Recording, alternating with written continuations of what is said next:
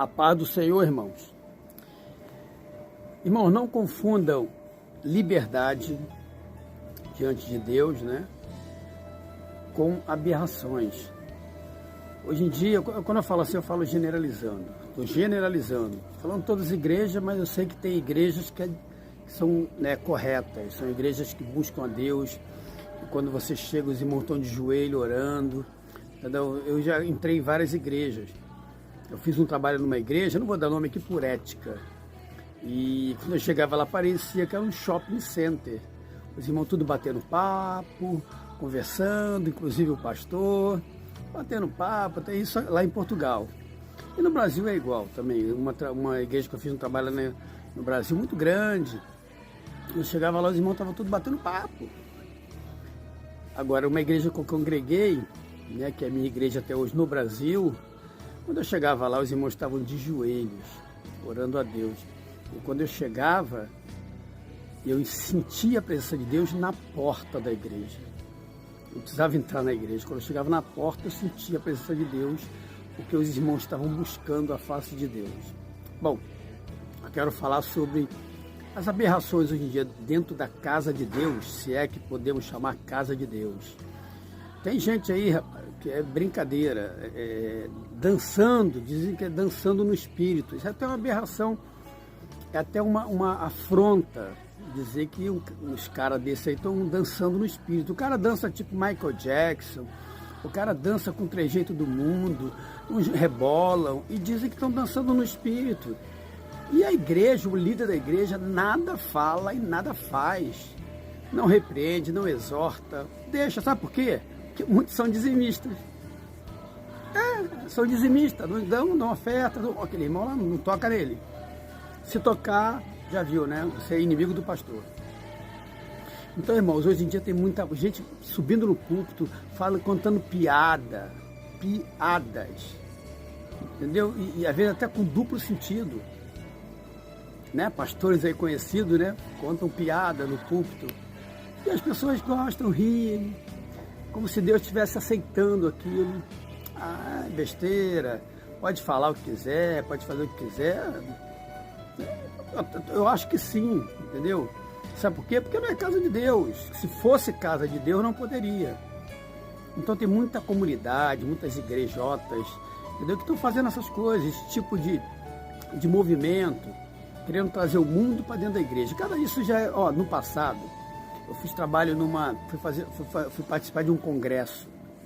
Eu ia como professor de teatro e tinha alguns grupos, por exemplo, música foi a oficina G3, e assim cada um ia dar, né, um workshop, entendeu? Um apanhado disso para a obra missionária. Quando eu cheguei lá na igreja, eu não era na igreja, era num retiro, lá em São Paulo. E quando eu cheguei lá, era um sítio, eles têm um sítio lá, essa igreja tem sítio. Eu não lembro também, eu não vou dar nome, né? Mas era um sítio. E quando eu cheguei lá, o líder da igreja estava falando para o jovem, que era para jovem, que ele podia fazer o que ele quisesse. Irmãos, você tem liberdade para pecar, assim mesmo. Vocês têm liberdade para pecar, vocês têm idade para isso, vocês podem fazer o que vocês quiserem, tal. Eu fiquei simplesmente assim, gente, o que eu estou fazendo aqui? Mas aí que tá. Eu fui, obviamente que o Oficina G3 teve muito mais gente, né? Conhecido, famoso, né? No meio gospel. E eu, humilde, né? Professor de teatro, fui lá com minha turminha lá, tinha pouca gente, uns 15 mais ou menos, a Oficina G3 tinha 100, 200, e eu tinha só uns 15, por exemplo. Mas eu dei o meu recado. Toda a sala onde nós íamos dar o concurso, né, tinha uma pessoa filmando. E eu falei bem para a câmera, olhando para o pessoal, mas direcionado para a câmera. E falei, olha, tudo que vocês ouviram lá no salão, apaguem, porque não é assim com Cristo. Vocês não têm liberdade para pecar. Vocês não podem fazer o que vocês querem. O pastor de lá está equivocado e ele falou uma coisa muito perigosa. Ele está abrindo, entendeu?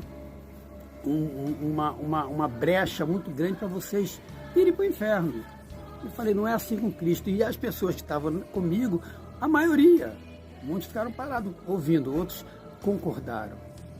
Entendeu? Porque viram que realmente o pastor se equivocou, falou demais, mas é um cara liberal.